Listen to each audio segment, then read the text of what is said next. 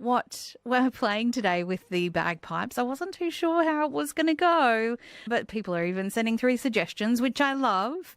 Just under 10 minutes until your 11 o'clock ABC News. And you do know the importance of a good night's sleep, but there are other ways that you can get rest. Psychology consultant and author Dr. Jo Lukens joins me now to talk about the different types and ways that we can rest and relax. It doesn't necessarily involve going to bed for 8 hours. Good morning. Good morning, Susan. So what inspired the concept of the 7 types of rest, and how does this idea help people understand their rest needs? I think you made one of the crucial points right at the start, is that we know sleep is our big ticket item. So we're not suggesting these things instead of sleep, but what we're saying is on those days, we've all had them when you might have had what you would consider to be sufficient hours of sleep, but you wake up and you feel tired, or as the world has offered us of late, plenty of things going on, so we might feel fatigued. So we know that there are other ways that we can rest ourselves mentally and physically, and all of those contribute to helping us function in an optimal way.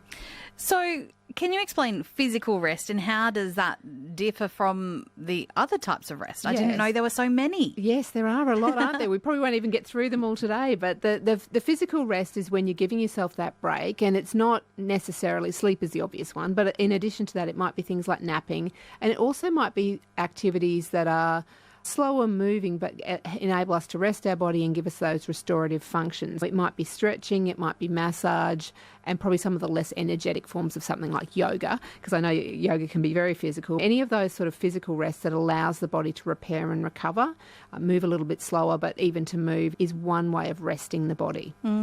So taking it easy, reducing the tempo as... Yeah, reducing the tempo but continuing to move. So I think it's a subtle distinction there, but an important one. How does the mental rest impact our daily productivity and being? Yeah, I think this one's really important, because what we often find is when we don't feel rested, we don't feel like we can focus particularly well, and we don't feel particularly productive. So if we want to avoid feeling irritable and forgetful and so forth, it's about taking breaks. Now, some people will tell you that they don't have time to take breaks, and then I think the counter argument to that is we don't have time not to. Yes. Because what happens is if we don't give ourselves sufficient rest, particularly with the mental rest, the breaks in whatever form they might take for us, going outside, stepping away from the task, going and doing another activity, whatever it might be, if we don't do that, then our productivity will falter and we'll see the consequences of that. Yeah, and we're learning that more and more, which is why places have fatigue management and those sorts of things.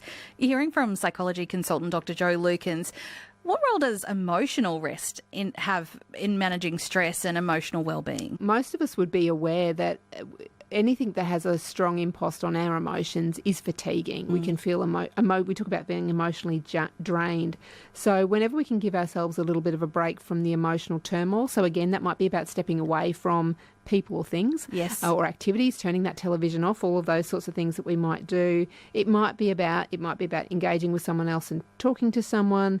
It might be about writing in a journal, but giving ourselves, recognising the energy that takes from us when we are invested in our emotions, which are all part of us. It's not like we don't feel emotions, and nor would we want to, but recognising that giving ourselves little breaks from some of those things that are asking a lot of us emotionally is a good thing for us to do. So what is creative rest, and what do we need to do there? So creative rest is really vital, particularly for people who are being creative. And some people won't necessarily think of what they do in their day-to-day as acts of creativity. You might be a manager who is constantly problem solving. I would suggest that problem solving is a creative pursuit. So we know that what it takes for us to be creative takes a lot of energy. It may often bring us a lot of joy as well, but again, recognising that we do need rest from it so that we can come back and do that particular activity better. It might be about, again, if it's in a workplace, it might be stepping away from the activity and doing some lower paced activities might be something that might be helpful for us. It might be engaging in hobbies, appreciating nature, a whole range of things there that we can do.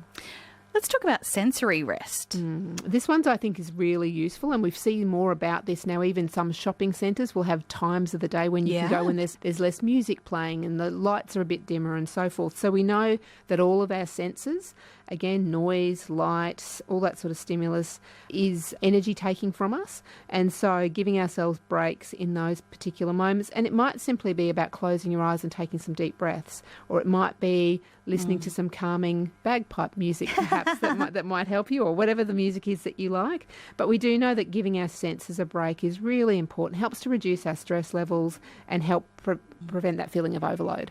So there's other types that there are a social rest and spiritual rest, but just we won't go into those. We can probably look and have a bit more of a think about that. But how can incorporating those 7 types of rest into daily life lead to a more balanced life? I think it does it in a number of ways. If you recognise that those are some of the factors that influence you and you pay attention to it and prioritise yourself, I think that's what you're doing with all of these forms of rest. Is the biggest thing with rest is giving yourself permission to do it. And so looking after yourself and treating yourself in a kind way. And that in and of itself is beneficial for us. So most of us can benefit, and particularly at times when we notice we're feeling tired or fatigued, maybe pay a little bit of curious attention as to in what way are you feeling tired?